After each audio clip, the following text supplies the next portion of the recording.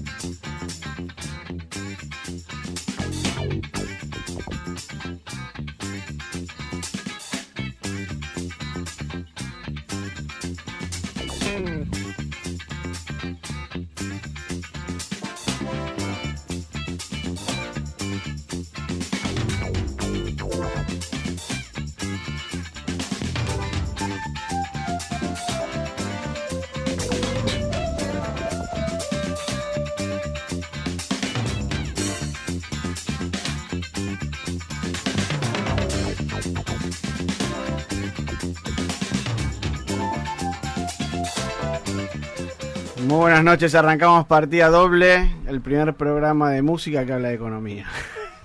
El programa de la Facultad de Ciencias Económicas. Tenemos acá un chiste interno, porque hablamos... Sí, nos demoramos un minuto al arrancar hablando de qué tema vamos a pasar. Sí, así es. Profesor López, ¿cómo le va? Muy bien. ¿Todo bien? Muy bien. Profesor Oscar Cetrángolo, ¿cómo anda? Muy bien. Mejor que López. ¿Tranquilo? Mejor que López. ¿Mejor que López? Sin duda. Bueno, yo lo veo bien a López, tiene que está muy arriba, ¿eh? Está muy bien. Bueno. Hoy vamos a tener un invitado en el piso, como casi siempre. Uh-huh. Ajá. Vamos a hablar de temas previsionales. Hay que traer gente que sepa, nosotros no Sí, lo somos. es verdad. Muy bien. Es verdad. Fue mi primer trabajo, fue el ANSES en mi vida. ¿Usted ¿En puede serio? creerlo? Claro. Ajá. A los 18 años. ¿Empezaste viejo? Empecé mal, sí. Era inspector de ANSES yo. Verificaba servicios cuando entré al ANSES. Mire, le estoy hablando año 90. Era muy joven. Era joven, sí. 18 años. Señores, arrancamos con música, así ya presentamos a nuestro invitado. Vamos con un estreno. Un estreno, un tema nuevo. De una banda de jóvenes ingleses que el año pasado se formó. Se formó y que van a venir ahora en unos días. Sí. Esto es Jethro Tull. ¿Cómo se llama el tema? Demasiado viejo para el rock and roll, demasiado joven para morir. Es como En estamos inglés. nosotros, más o menos. Exactamente. No, Así. nosotros no estamos demasiado jóvenes para el rock and roll. Es verdad, tienen razón. Allí vamos.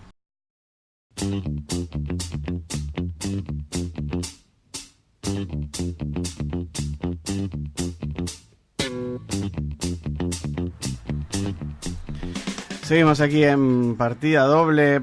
Por favor, señores, presenten a nuestro invitado del día de hoy. Bueno, tenemos aquí una vez más con nosotros, porque ya ha estado invitado a Partida Doble, Eduardo Levi Cellati, que no necesita presentación.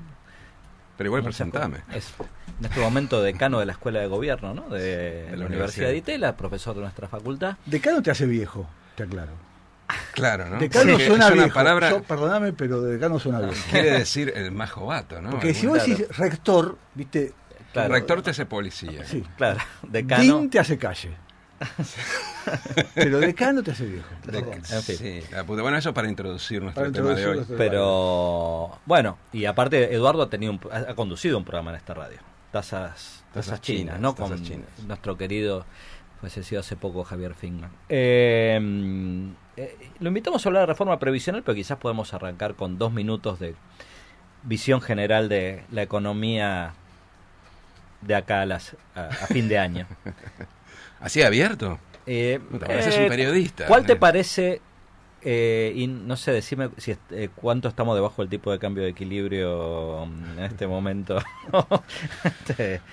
Mira, yo siempre digo lo mismo. El tipo de cambio lo tenés que poner lo más alto que sea posible. Entonces la pregunta es qué tan posible es elevarlo un poco más. Pero más alto siempre es mejor si no tenés contraindicaciones, porque Argentina, uno de los hándicaps que tiene más largos Y estructurales es la incapacidad de exportar, más allá de algunos bienes primarios y cosas derivadas, y la escasez de dólares es la que te genera estas crisis, estos ciclos O de, sea que- de crecimiento con endeudamiento y crisis financiera. Entonces las exportaciones te liberarían un poco y te permitirían crecer. Lo que estás diciendo supone que en el debate entre los fiscalistas y los del sector externo estás en este último campo. Hay como equipos. Bueno, viste que ¿Qué está el que color dice tiene? que el déficit externo es una causal, es un resultante del déficit fiscal, ¿no? Digamos que entonces tenés déficit externo porque tenés déficit fiscal, y aquel que te dice que el freno viene por los dólares y eso te causa recesión y te lleva, ¿no? Digamos, Eso es como- hay un debate. Eso es como los monetaristas que te Hay un dicen- debate en torno a esos Sí, términos. sí, No, sí. digo, Está bien. Es como decir la inflación es un fenómeno monetario. Hoy Sí, hablamos de eso en el almuerzo. Sí. Entre otras cosas. Ujú, ¿sí? sí. O sea, mi crítica es a los que piensan que hay solo una causa. Del mismo modo, si el año que viene crecemos 3,5%, como estima el gobierno, seguro vamos a tener un déficit de cuenta corriente con un dólar atrasado, como estima el Fondo Monetario, Ujú. aunque no tengamos un Déficit déficit fiscal demasiado grande. El déficit va a estar porque hay un déficit Sí, financiero. financiero, sí. Pero sí, no, yo creo que son cosas separadas que a veces se juntan. Efectivamente, si tenés un sobregasto, vas a tener, por varias razones, mayor déficit externo, pero no solamente por eso. Ujú. Pero Hay ¿cómo- países con déficit externo y balance fiscal. Pero ¿cómo ves el tránsito hasta el cambio de gobierno? Hasta el cambio, la continuidad. Ahí depende de quién gane. Si, Pero lo ves muy sensible a eso, ¿no? bueno, en realidad el punto más sensible es el momento entre que gana, si ganara el candidato kirchnerista, y el momento en que asuma. Porque mi interpretación de lo que es la percepción de los mercados del nuevo kirchnerismo es que lo miran con bastante precaución, con bastante temor, y en general van a anticipar el peor de los escenarios sin esperar a ver qué es lo que hacen, y la anticipación fuerza a quien sea que decida dentro del kirchnerismo a reaccionar defensivamente. Entonces, ese escenario es bastante conflictivo. Pero vos no ves problemas de anticipación preventiva, digamos, a partir de las PASO o a partir de la primera vuelta. Porque es el mismo mecanismo que te menciono antes, lo que pasa es que todavía Pero- no tenés saldado. Pero con más tiempo y con más peligro, Sí. ¿no? Pero lo que pasa es que si el gobierno actual no se reelige, hay un periodo en el cual el gobierno que está se va y el gobierno que viene todavía no tiene las riendas. Está bien, pero si eso es segunda vuelta, estamos hablando de 3 semanas. Pero... Bueno, si querés que te diga que el mercado va a anticipar un resultado negativo, sí, seguro, el mercado anticipa. Lo que pasa es que mientras el gobierno tenga posibilidades de ganar, y creo que las va a tener hasta el último momento, de hecho yo pienso que va a ganar, Está. todavía puede defenderse con un mínimo de credibilidad. En el Está bien. momento en que perdió, ¿quién es responsable de lo que pasa en el interín? La No, da transición miedo. esa es Sí, realmente está claro. complicada. Igual, insisto, yo creo que el gobierno va a reelegir, y mi preocupación principal ahora, si me preguntás, es el día después. Bueno, pero ahí viene parte de lo que íbamos a hablar hoy. Sí. Es parte del día después, ¿no? Sí. No, Espero que sea el día después y no la década después. pero Bueno. Sí. Porque según con quién hables, el próximo gobierno, gane quien gane, tiene una agenda de cuestiones que resolver, ¿no? El país tiene asignaturas pendientes, que ahora, si reelige el gobierno, va a tener que... no quisiera llamarla, la palabra reformas a mucha gente le da como una impresión negativa a priori, pues se asocia con los 90, me parece a mí, ¿no? Y más si le ponemos los mismos títulos que los 90, reforma laboral, reforma previsional, etcétera, ¿no? Digo,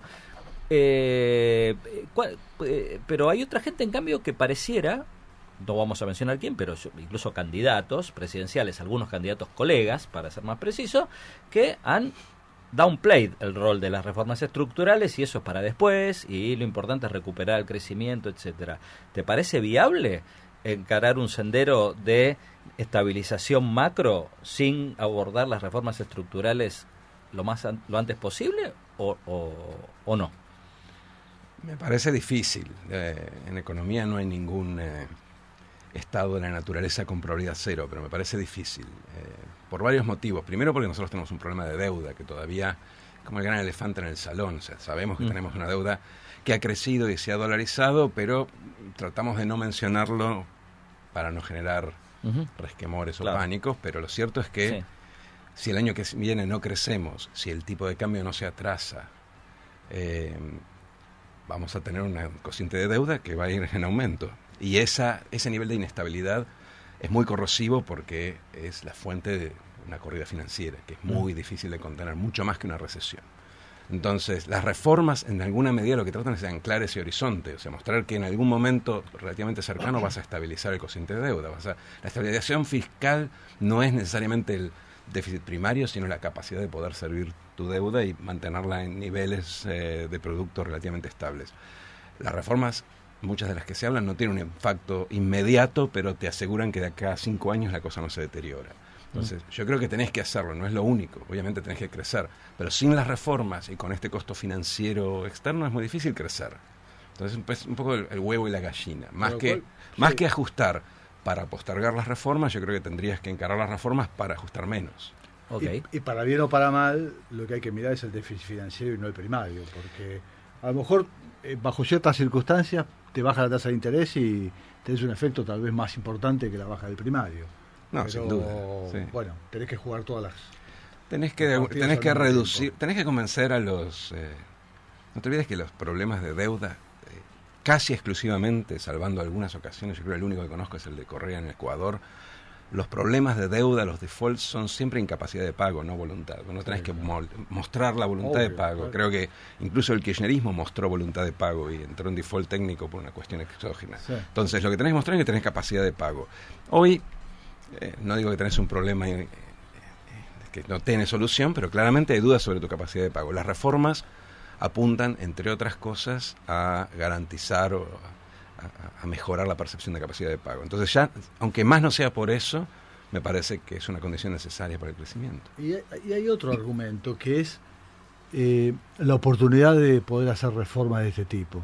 Yo creo que una de las cuestiones que le critico a este gobierno es la demora en hacer ciertas reformas importantes, y las quiso encarar cuando ya no tenía espalda política para hacerlas, ¿no es cierto? Sí. Entonces, digo, más allá de cuál es la oportunidad ideal de la reforma, lo cierto es que si vos no la encarás de entrada, reforma como la previsional difícilmente la puedas encarar el segundo o tercer año, ¿no? No, definitivamente. Creo que el momento ideal era en el 2016 y esta vez la luna de miel típica de un gobierno que se reelige, que la va a tener, va a ser aún más breve. Entonces yo te diría que lo que no hagas en los primeros 6 meses... No lo va a hacer. Va a ser marginal, va a ser menor. Sí, claro. Ningún cambio que implique algún nivel de redistribución relativamente importante, un cambio en el contrato social, porque estas reformas requieren consenso social, porque son cambios en la forma en que distribuimos nuestra torta. Ninguno de esos cambios creo que va a ser posible si no se hacen inmediatamente después de las elecciones. Ahora, fíjate... Acá estamos viendo el partido, vamos a aclarar.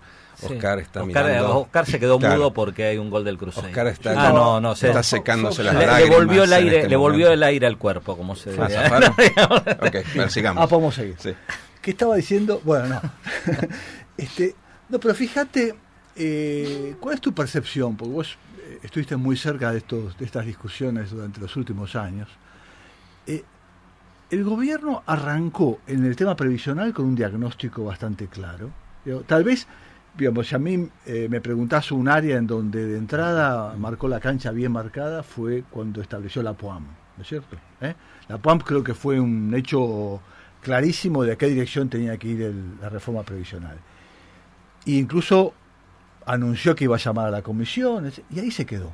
Y a partir de ahí empezó a hacer parches que vendió como reforma, la gente creyó que era una reforma, pero eran parches, y no logró. ¿Eso fue falta de consenso interno dentro del gobierno? ¿Miedo al debate? ¿Cómo lo percibís? Mira, te puedo tratar de sintetizar una visión que en realidad es múltiple, porque hay diferentes visiones en el gobierno. El gobierno hay mucha más discusión hacia adentro de lo que se ve hacia afuera.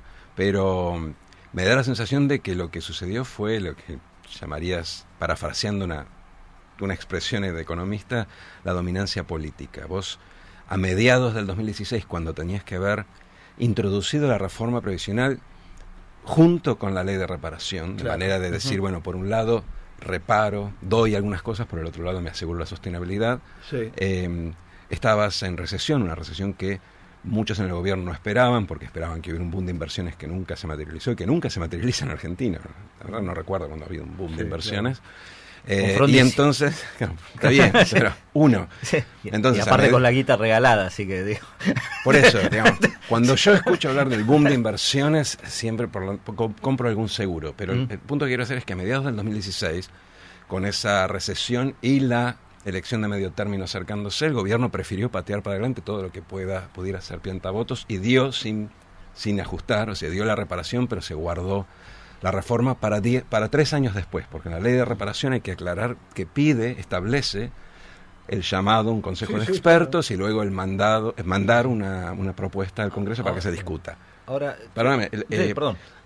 ni el gobierno ni la oposición nunca pidieron que esa ley, tal como estaba estipulada, que ese proceso se cumpliera, porque nadie quiere salir a hablar de reforma previsional para no perder votos.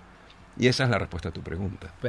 Ahora, pero yo les hago una pregunta, ¿no? Y Oscar también conoce mucho del tema. Pero ¿cuál es seguramente todos nosotros hablamos con gente de diversas procedencias, profesiones, etcétera. Es muy difícil, para mí por lo menos, explicarle a la gente que hay cierta justicia social, incluso desde el punto de vista distributivo, más allá de la cuestión de sustentabilidad fiscal, en una reforma que en un cierto punto le hace perder derechos, comillas, a un grupo de personas que todavía no están jubilados y que probablemente una reforma van a sufrir alguna pérdida porque se van a jubilar más tarde, van a cobrar menos o lo que fuera.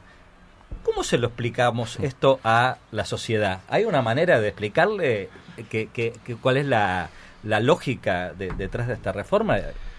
Bueno, yo voy a aprovechar este que a priori, canal. perdón, no que uno dice los pobres jubilados se mueren de hambre, no tienen los remedios, etcétera. Esa es la visión de la sociedad, ¿no? Voy a aprovechar este canal para tratar de comunicar a los millones de oyentes. No, creo que hay dos maneras de explicarlo.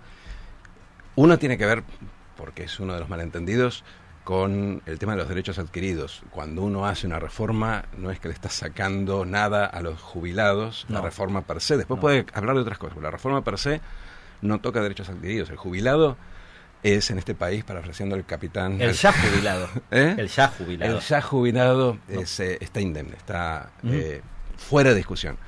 Pero después hay un punto que me parece más interesante y que no siempre se plantea de este modo. Y es que si uno compara la distribución del gasto, la distribución interna de los ingresos en Argentina, nosotros en términos de comparación con otros países, asignamos muchos más en términos relativos a nuestros adultos mayores que a nuestros niños. Y en la comparación internacional. En la comparación internacional, exactamente. Los países, no solo los desarrollados, mucho más los desarrollados, ponen el dinero en regar la planta, digamos, ponen el dinero en el futuro. Entonces, si nosotros queremos asignar más dinero a la primera infancia o al colegio primario o a la formación profesional de aquellos que se caen, el 50% más o menos que se caen del colegio secundario, ese dinero tiene que salir de algún lado. Y es cierto, hay otros bolsillos y está el gasto político, pero todos esos bolsillos son muy chiquitos comparado con la cantidad de dinero que necesitas. Entonces, la reforma previsional es una manera de reasignar dinero que estamos dándole a los adultos mayores hacia nuestros niños. Y es la única forma de garantizar que la planta crezca. Claro, y en el futuro, ¿no?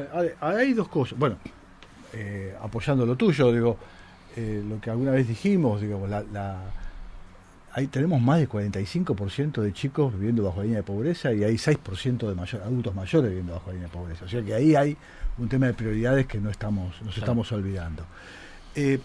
Ahora, también es cierto que muchos de los que están hablando sin saber de reforma previsional están hablando de que esa reforma es necesaria para cerrar las cuentas del año que viene. Y no hay reforma previsional que te permita cerrar la cuenta del año que viene. Hay algunos capítulos, pero no son los capítulos que uno piensa cuando piensa. Porque entonces, hay regímenes especiales, hay distorsiones que uno podría reparar. Exactamente. Pero te voy a decir qué es lo que puedes hacer para empezar a cerrar la cuenta del año que viene.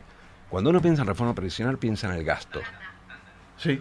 Y nosotros tenemos un problema de ingresos del sistema previsional.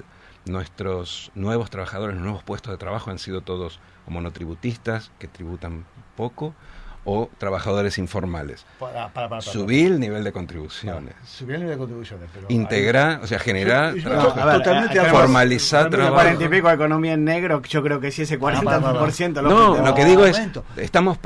perdóname, lo que digo es estamos perdiendo, en los últimos años estamos perdiendo ingresos del sistema previsional. Entonces, no solo se abre por la cuestión demográfica, o por la mayor cobertura. También se abre el déficit porque estamos perdiendo contribuyentes. Para después de la pausa, porque estamos, pero este gobierno decidió perder un punto de producto de contribuciones patronales. Y hay que revertir eso. Y- Yo creo que eso fue un eso error, es porque un error grave, ¿eh? aparte te aclaro, todavía está por verse cuál es el impacto de eso en la creación de nuevos empleos. Yo siempre Nada. pensé que es básicamente un regalo, una transferencia hacia los empleadores, sobre todo empleadores de trabajo todo. poco calificado. Obvio, sí. Señores, Ahí va. vamos a la pausa. Se está poniendo lindo.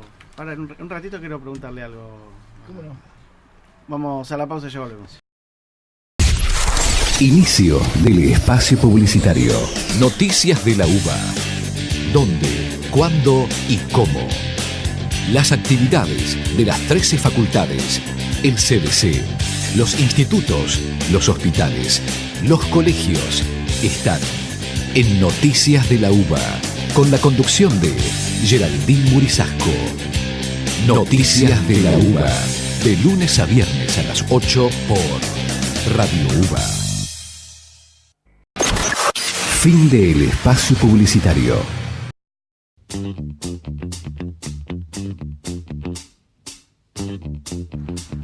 Señores, vamos a pasar el tema moderno que trajo el profesor Cetrangolo. ¿Qué trajo? ¿Por qué hoy? pusiste moderno en tono Moderno, porque dudoso? usted dijo un- que es el un único disco de este año. un Yo disco escuché este las año. comillas. ¿Eh? Escuché Escuché- comillas. Lo siento, hizo el Disco- gesto. Comillas. Sí. ¿Qué tema es? Cuénteme. También este año por ahí alguien graba la novena sinfonía, No, ¿no? Digamos, pero él- de Beethoven. Él lo No, no, escuchó no. hace poco. Ah, ok. Este es un guitarrista que nació en 1980, una cosa así. Así que es un joven, se muchacho llama joven. Cedric Burnside. Muy bien. ¿De dónde es un señor oriundo el de señor? Memphis. Ah, el mejor lugar para nacer guitarrista. bien. Lo lamento por López, que no le gusta el blues, pero bueno, ahí vamos. Y es Pero- un dúo de guitarra y batería. Y Entonces el tema me se llama Lo hicimos nosotros, We Made It. Ok, ahí volvemos.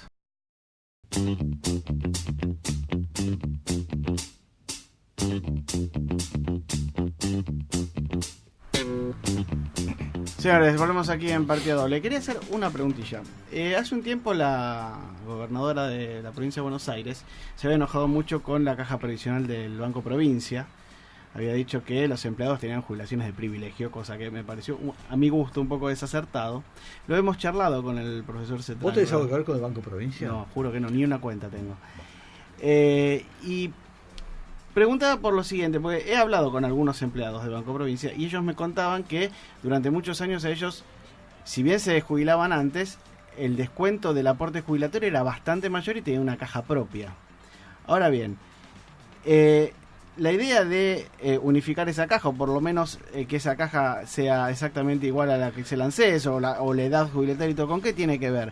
Puntualmente con una caja que tenía un dinero en especial, y bastante por cierto, en el banco, o algún otro motivo. ¿A qué obedecía? Digo, pregunto. Es una pregunta muy puntual. Pero ¿Por me- qué me- unificaron las cajas? No, la verdad, tendría que mirar los números. Por ahí Oscar tiene No, más. no, pero en general, digamos, hay una respuesta que es general. Se jubilaban antes y le descontaban casi un 10% No, a más ver, que al que vos tenés que al preguntarte, común. está bien, aportaban más, se jubilaban antes, tenían más beneficios y más costos, hay que Sí. ver si los mayores beneficios se compensaban Ah, con los ok. mayores costos o era deficitario y finalmente el responsable residual, el que tenía que cubrir el saldo, era la provincia, en cuyo caso sí se justifica homogeneizar o aumentar el costo, pero hasta ahí es una Hasta respuesta ahí. muy general, por ahí No, Oscar no, tiene digo, más. pero la historia argentina es una historia de cajas especiales que en su momento parecían sustentables, pero que no tenían Después- estudios actuariales razonables, y cuando volaban por el aire tenía que hacerse cargo Claro. del Estado y afectar al resto de Ahora, la jubilación. El otro día hablando con Oscar, hablábamos que la última fecha de equilibrio del sistema previsional solidario fue el año 67, ¿es así? Por ahí sí. Aproximadamente. Sí, sí, en los 60. ¿Cómo puede ser que hayan pasado 50 años y el sistema, siendo deficitario, aún sigue funcionando con déficit y a nadie se le ocurrió hacer otra cosa más que las AFJP? No, Digo, se le asignaron recursos tributarios para cubrir ese bache. Cuando... Está bien, pero no dejó de ser el sistema solidario donde el equilibrio estaba en lo que aportaba la gente respecto a lo que cobran otros.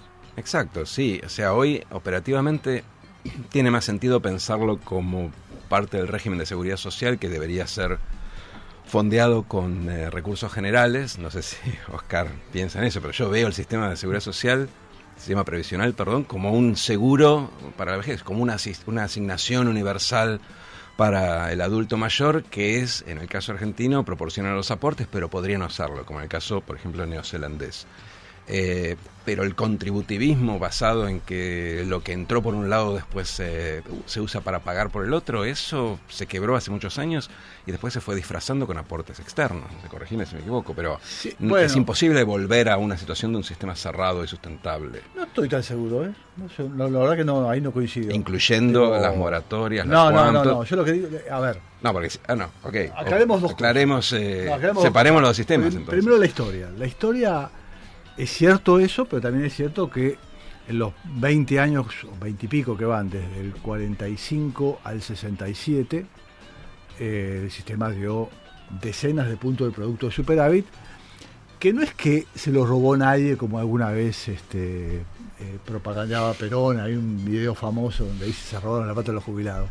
En realidad, ese fue el financiamiento del Estado benefactor nuestro. Ahí escuelas, hospitales, rutas se financiaron con eso. Ahora, en un sistema de reparto tiene que haber equilibrio año a año.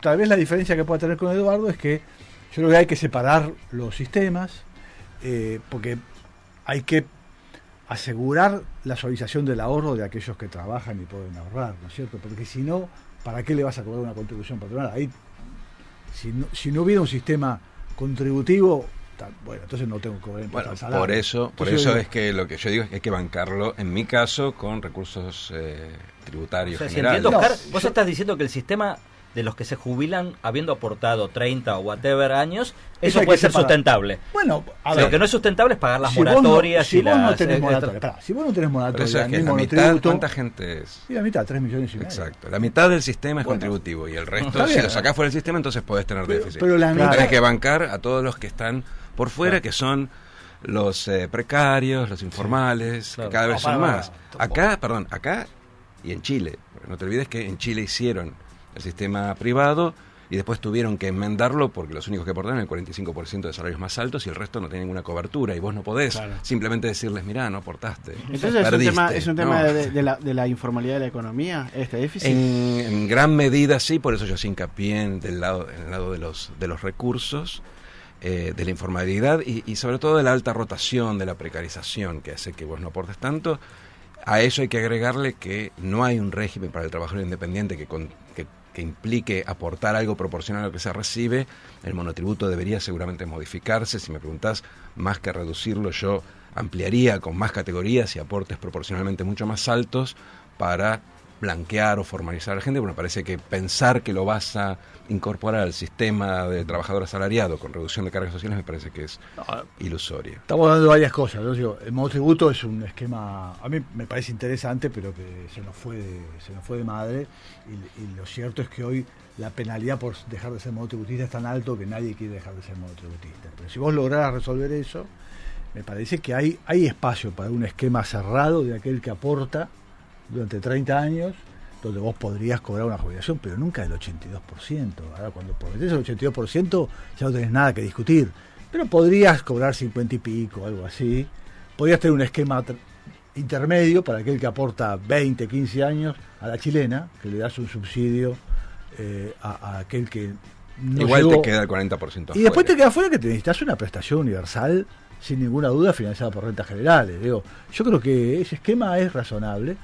Ahora, un problema que tienen los chilenos, que es un punto me parece importante, es que no es solamente que el régimen troncal es capitalización, que a mí no me gusta, pero bueno, al que le guste, sino que además el aporte es muy bajo.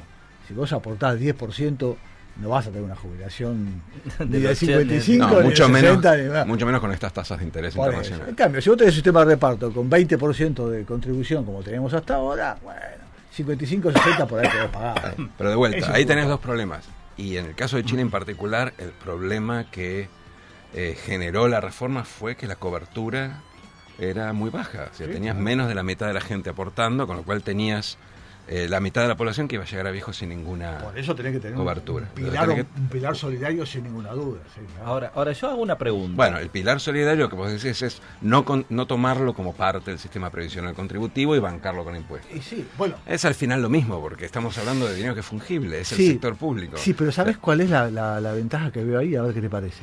Que si vos separás las dos cosas, vos tenés un sistema que es contributivo, en donde ahí el tipo que aporta tiene un salario diferido, con lo cual eso ni lo consideraría un impuesto tradicional. Ahora, el resto, que es lo que vos financiás, el sistema no contributivo, va a una discusión presupuestaria contra la educación, contra la salud, contra el resto. Entonces, ahí llevas al país a una discusión en serio sobre prioridades. Porque nosotros no estamos discutiendo prioridades. Cada uno bypassea la prioridad diciendo tengo un recurso de asignación específica y que la educación tiene 6 puntos para el salario docente. Y eso no puede ser. No, yo estoy de acuerdo con eso. La pregunta es, ¿dónde tocas, a expensas de qué reducís el gasto total previsional como porcentaje del producto? ¿En qué Porque vos parte, podrías ¿en qué parte lo cortás? achicar la cobertura. Ojo que hasta ahora en tu proposición no está claro dónde se corta, pero la discusión del sistema, más allá de los regímenes especiales, es o lo haces menos contributivo, de ser menos proporcional, que era un poco lo que pasó durante el kirchnerismo, o sea, bajabas el techo un poco a expensa de tener un montón de juicios que después tuviste que pagar. Pero si O- tenés una buena ley no tenés juicio. Si haces una buena ley, no tenés juicio. Por eso, si estás pensando en la reforma, la pregunta es, ¿bajás el techo y mantenés la cobertura o reducís la cobertura y mantenés el techo y la proporcionalidad? Y esa es una discusión entre un sistema más contributivo y un sistema más distributivo. Si me preguntás a mí, yo tengo una posición que sé que es altamente impopular en la Argentina, pero yo preferiría un sistema más distributivo, a la manera de Nueva Zelanda, y después un pilar privado donde cada uno ahorra si tenés suficientes ahorros por tu cuenta. Lo que yo entiendo es que esa reforma neozelandesa acá no tiene ni un solo voto. Entonces, la pregunta es, bueno, en el contributivo, ¿cómo haces dentro de ese esquema para ahorrar? Porque al final del día tenés que ahorrar, si no, el déficit va a seguir aumentando. Sí. Y ahí entonces te pasó la pelota a vos. No, mi posición es la que conocés, digo, que es tener un contributivo más fuerte, no de capitalización. La capitalización puede ser voluntaria y cada uno va por arriba de lo que quiere, pero digamos, 3 pilares: un pilar solidario financiado por rentas generales, que hay una discusión presupuestaria; un segundo pilar contributivo, donde vos puedas prometer lo que efectivamente podés pagar y nada más que lo que podés pagar. Porque si vos usas rentas generales para pagar de jubilación al contributivo, ahí sí que estás rompiendo la solidaridad. Pero, ¿cuál de los dos gastos, suponete que separás los gastos en función de estos dos sistemas o subsistemas, el distributivo y el contributivo, cuál de los dos reducís? ¿Dónde está el ahorro? Bueno, es obvio que en el contributivo vos no podés prometer lo que estás prometiendo hoy. Ok, Entonces, menor tenés que pendiente. tenés que prometer lo que podés pagar, Ok. punto. Y eso lo separás. Y el resto va a una discusión, obviamente. Si la sociedad decide gastar más en esto y menos en educación, allá ello, pero me parece que O sea, de los ahí dos, hay el ahorro provendría de los dos. en tu visión de los dos. Y en Ok. este contexto, Pero eso es lo que hay que discutir en la comisión. Ahora, Por supuesto, no, Si no por abrís eso- la comisión, esto no se discute. Ahora- Por eso, no, en eso yo estoy totalmente de acuerdo. Claro. Tenías 3 años, todavía tenés 6 meses. Digo, Sí, claro. en algún punto tenés que tercerizar el debate, abrirlo a los expertos, Exacto. ponerlo sobre la mesa y sacarlo de la polarización política, porque si no, nunca vas a avanzar. Y después siempre tenés la posibilidad de tratar de entrarle con un proyecto ya cocinado. Y me parece que eso, primero, es difícil de votar, pero aparte, aunque lo votes, es muy reversible. Porque finalmente esta discusión tiene que tener, tiene que estar arraigada en la sociedad. Sí. O sea, tiene que haber un mínimo de consenso para hacerlo y que dure por lo menos 20 años. Perdóname, y el otro ahorro, porque es el de los semicontributivos, porque vos con el monotributo hoy necesitas, creo que 13 aportantes para pagar una mínima. Eso no puede Bueno, ser. yo creo que ahí, más que eliminar el monotributo, tenés que subir las cuotas. O lo que sea, digo, tenés que Y reformar el posiblemente, monotributo. no, y posiblemente las dos cosas. Tenés que tener una categoría más alta Bueno, que lo esté era intermedio autónomo. entre No, autónomo. El autónomo tiene muchos inconvenientes. Sí, bueno. Tendrías que tener un intermedio entre autónomos y la última categoría de Ahora, monotributo. Por algo nadie se quiere ir autónomo. puede Y pagar posiblemente subir. SIVA. No sé que autónomo puede pagar SIVA. Bueno, es. Bueno, pero ese es el está tema. bien. no, y ganancias es bastante más que, Claro. no, digamos. Pero en este contexto, un candidato presidencial acaba de decir que hay que recuperar el salario del poder adquisitivo de los jubilados y darle todos los medicamentos gratis a los jubilados. Vamos, totalmente en contra de todo lo que estamos hablando. No solo ¿Pero eso. por qué? Porque la economía política, como sabemos, es bastante obvia. Los niños no votan y los jubilados sí. Eso y la ignorancia de los candidatos. Entonces estamos bastante perdidos. Y la ignorancia de los candidatos, porque el PAMI da una cobertura bastante amplia en términos de medicamentos. Digamos. Hay un porcentaje de medicamentos para el grupo de población que no tiene otros ingresos que le dan el 100% de reintegro. Y al resto le dan 60%. Digo, no es que el PAMI no le dé nada, le da bastante. Bueno, y por otro lado, si vos le querés dar a todos el 100%, no sé si es justo, es medio punto de producto. Habrá que decidir si esa es la prioridad, o la educación, o la... A ver, con esa medida que le darías medicamento al jubilado que realmente no lo necesita, podrías tener una doble aguache. Es una decisión, pero es una decisión de prioridades. Yo no me tomo muy en serio nada de que sigan una campaña, así que pasemos a la próxima. Estimado, necesitaríamos dar nuestra agenda del día de hoy y el tema musical. Que es breve. Vamos primero con, ¿les parece con la música? Sí, Muy bien. ¿Sí? Vale. Esto es Diana Ross, tema nominado al Oscar, que ganó el Oscar en el año 73. Do You Know We're Going To? El profesor Cetrángulo se va a acordar del tema cuando lo escuche. Muy bien. Seguimos aquí en Partida Doble. Yo estaba muy ilusionado con el tema que iba a pasar y el profesor Cetrángulo me dijo que era un tema de cine catástrofe de los 70. Podía perfectamente cuadrar en Terremoto o en La Aventura del Poseidón. Así es. No es que nos fuimos a pique, pero algo de eso hay. Bueno, no, este tema tuvo un Oscar, en el año 73, época. Yo no tengo nada que ver, a mí no me acuses. No, es un ¿De gran qué tema. película era? Era una película protagonizada por Diana Ross también, que estuvo nominada al Oscar la actuación. Pues Y no me acuerdo. no me la acuerdo. Mahogany, ¿no? Mahogany, sí, exactamente. Ah, mirá vos. Exactamente. ¿Pero por qué cine catástrofe? No, es un chiste. No, chiste. pero es el tipo de música de cine catástrofe. Okay. Bien, bueno. agenda, señores. Miércoles 24 de julio de 13 a 15 se realizará el seminario de investigación dictado por Luca Salvatizzi.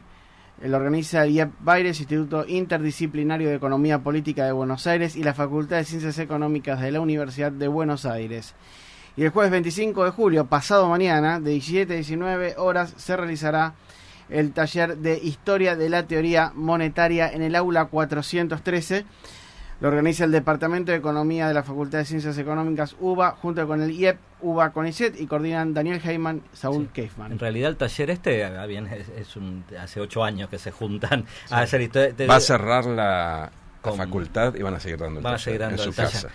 casa. Lucas Salvatizzi es un investigador de la Universidad de Roma que viene de la Sapienza, que viene a hablar sobre Global Value Chain, sobre cadenas globales de valor. Mañana a la 1. Va a ser muy interesante si quieren venir. Nos quedan 3 minutos para... ¿Cómo sería tu reforma jubilatoria ideal? Pero la mía sería una que fuera sustentable. A ver. Yo me conformo con que pongamos el debate sobre la mesa, nos pongamos de acuerdo, cada uno presente sus argumentos, veamos dónde está el consenso y que salga algo que sea sustentable fiscalmente y en el tiempo, en el sentido que no haya reversiones. Ya tuvimos una reforma, varias reformas y varias reversiones en la historia previsional. Si me preguntás, yo pienso el sistema previsional como lo pensaba Bismarck, que es una asignación, una transferencia hacia los adultos mayores, del cual se hace cargo el Estado hasta cierto punto. Es un mínimo de subsistencia, si se quiere, es una PUAM, es una moratoria.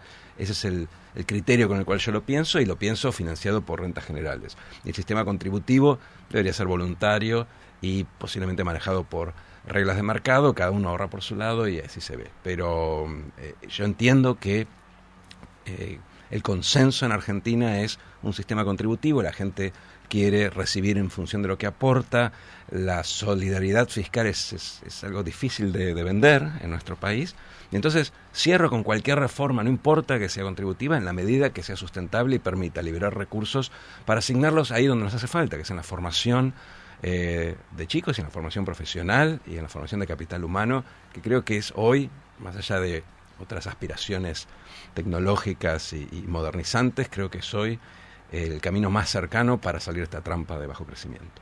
Y eso, entonces, una vez que haces esto, después tienes que discutir la reforma educativa, ¿no? Y la reforma del sistema de salud. Podemos hacerlo simultáneamente, para eso tenemos tantos y ministerios. la reforma laboral, de la cual... Yo rescato de lo que dijo el señor Eduardo, la idea de que sea una reforma consensuada y de mediano a largo plazo. Nosotros nunca discutimos una reforma razonablemente bien del sistema de pensiones. El 82% fue una medida de emergencia antes de un verano, en donde se dijo en el verano vamos a discutir una reforma en serio y nunca se discutió y quedó como si fuera una verdad natural y la verdad que no lo es. Y los debates posteriores fueron siempre muy patéticos, ¿no? Yo creo que hay que abrir el debate. Yo creo que este gobierno y en general los gobiernos, los políticos, muchas veces tienen demasiado temor a abrir el debate, ¿sí? Y cuando abrís el debate seguro que en una situación tan polarizada como la actual va a haber gente que te va a putear y que te va a atribuir planes y estrategias y razones que no son las reales. Pero hay reformas, hay cambios en la forma de hacer las cosas que exigen un mínimo nivel de consenso. El sistema previsional es uno, cuestiones asociadas a la educación, a la salud, a los temas laborales, las podés empaquetar todas juntas, las podés ver en capítulos separados, pero necesitas generar consensos que las hagan sostenibles. Y hay que perderle un poco el temor al debate. Hay que dejar pasar una elección, yo siempre digo, para hacer política pública en Argentina. Paremos de votar por 4 años. No. Arriesgate a perder una elección. No tenés por qué proscribir al resto. Pero pensá un poco más largo. Y la forma de pensar más largo es dejar de pensar que dentro de 2 años vas a tener que volver a hacer campaña y vas a tener que volver a callarte todos esos temas por miedo a perder votos. Estimados, gracias Eduardo gracias por visitarnos otra vez. Un placer. Va a volver siempre. también, por supuesto. Nosotros volvemos a invitar a nuestros invitados siempre, porque siempre hay más cosas que quedan en el tintero para hablar. El año que viene hablaremos por qué la reforma previsional no se aprobó en los 6 primeros meses de la gestión. Yo estoy tomando nota porque la próxima vengo dentro de 12 meses y leo. Gracias por escucharnos. Nos volvemos a encontrar. Chao, nos vemos. Gracias.